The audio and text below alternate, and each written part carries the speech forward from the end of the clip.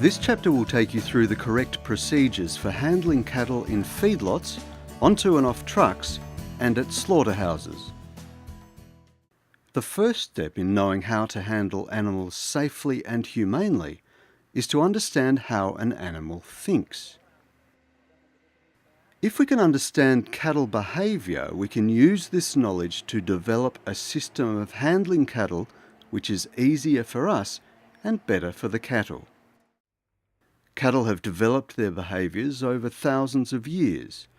These behaviours affect how cattle respond to our actions and their environment, including loading and unloading from trucks and general handling at feedlots and slaughterhouses.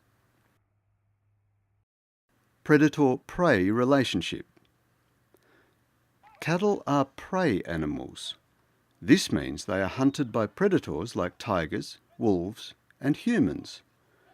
Like us, their natural reaction is to move away from any threats. Even though cattle have been domesticated, they still see humans as a potential predator and threat. Australian cattle have limited human contact due to the large open spaces that they live in, and are therefore more likely to see humans as a threat than cattle that are used to human contact. Herding animals. Cattle are also herding animals. This means that they are most comfortable when they're surrounded by lots of other cattle. This explains why cattle follow each other and do not like being isolated. You should never isolate an animal from the rest of its herd. An animal on its own becomes stressed and difficult to control, and it can also become dangerous. You should avoid isolating cattle when loading, unloading, during slaughter, and in feedlots. If they must be isolated, try to make the duration of isolation as short as possible, or isolate more than one animal. Herd structure or mob structure. Cattle like to be in large numbers, and they naturally group together in a mob in which there are leaders and followers. When handling cattle, the most important animal is the leader. A herd is made up of leaders, those animals giving direction and setting the pace, potential leaders, the animals just behind the leaders, the followers, which are the majority of the herd, and the animals in the centre of the herd, which are the most insecure animals. Always remember the importance of a leader. Our job when moving cattle is to create a leader. We do this by getting the first 3 to 6 cattle to move, then the rest will follow. Animals won't move without a leader. Find the leader, give it direction, and create movement. How to achieve this will now be discussed in more detail. Livestock senses. Livestock utilise 5 senses, including sight, taste, smell, sound, and touch, when interacting with their environment. Of these senses, vision is by far the most important for livestock movement. Cattle have panoramic or peripheral vision, which means they can see to their left and right, however they cannot see directly behind them. This is referred to as the blind spot. Always approach and work the animals from the side so they can see you. Never stand directly behind or directly in front of an animal, as this is confrontational and dangerous. You cannot influence correct stock movement if the animal can't see you or feels threatened. The leaders in this mob cannot see behind them and are therefore not aware of the movement behind them. Depth perception. Cattle have poor depth perception, so they will often stop at unfamiliar objects such as shadows, drains, and shiny surfaces. Illumination. Cattle like to move from dark to light, not from light to dark. You can see here that the cattle will hesitate when they approach an area that's in shadow. You'll also notice that it's more difficult to work cattle at night than during the day. Although we use lighting at night, this creates problems such as shadows and light shining directly into the eyes of cattle. Colour. Cattle can also distinguish different colours. Yellow, orange and red are highly visible to cattle.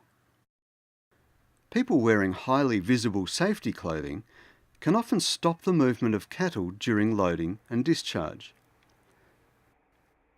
Yellow and red are both highly visible colours for cattle, so they're good colours to use on goads, which are also known as a cattle talker. Sound. Noise and sound are very important to cattle. Their ears are very sensitive and excessive noise can cause cattle stress and they can become difficult to move. It's far easier to move livestock without noise.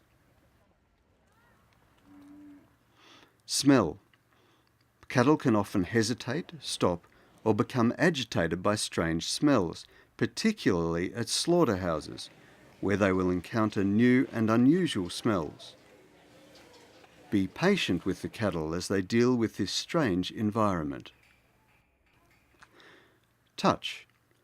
Cattle do not like to be touched by humans.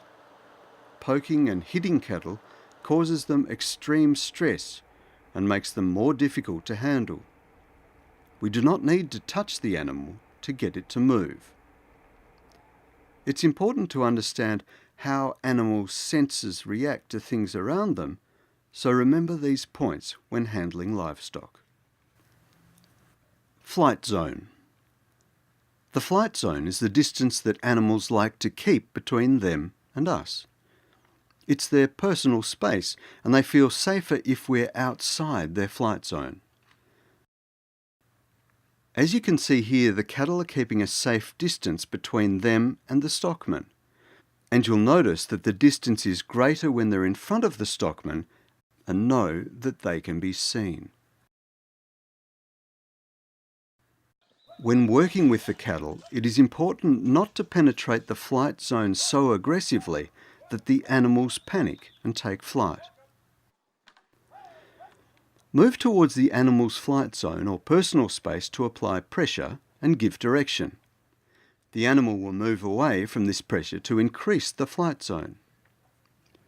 Once the animal begins to move in the right direction, we must release this pressure by moving away again. You can influence cattle movement without causing them stress, which also makes the job easier for you. The 4 principles of livestock communication. Understanding the 4 principles of livestock communication will help you to handle livestock in all situations. Principle number 1 is position. Can the animal see you? If they can see you, you can influence them, so you should always be positioned on the side of the animal. Do not stand directly behind or in front of the animal. This is dangerous and could stop movement. Curving. You'll notice that cattle curve around as well as through gateways, foreign objects, and even on and off trucks. When handling cattle, remember to position yourself on the inside of the curve, so that the cattle can always see you. Principle number 2 is pressure. Pressure can be applied by moving towards an animal's flight zone. Whenever pressure is applied, it must always be released. The most effective way to create pressure is to move towards the animal or into its flight zone, and then move away to release the pressure once the animal is moving in the direction you want it to move. Do not apply pressure if an animal has nowhere to go. Always influence movement in the animal that is leading. You cannot influence animals behind the leader to move if there is nowhere for them to go, and remember that a trapped animal can be very dangerous. Principle number 3 is movement. Our movement creates livestock movement. Moving your body or livestock talker will create movement and give direction. For animals to be influenced, they need to see our movement. Swaying our body, moving our arms, and jumping up and down can influence cattle movement. If you are using goads, remember that they are an extension of your body. They are not a tool to hit the animals with. For race work, move your body close to the cattle in the race, going in the opposite direction. If you're using a cattle talker, make sure the talker is at eye level so that the cattle can see it, and move the talker in the opposite direction to the way you want the cattle to move. Use pressure and your movement to create cattle movement. Principle number 4 is communication. There are 2 parts to this principle. Number 1 is communication between human and livestock. Is it clear to the cattle what we want them to do? Going down the ramp, moving into the pen, or onto the truck. Make sure you're sending the correct message with position, pressure, and movement. If the cattle are not doing what you want, make sure that you and your workmates are doing the correct thing. Number 2 is communication between livestock handlers. Are you communicating with your teammates? Does everyone know what is going on? Working together will make the job easier for you and the cattle.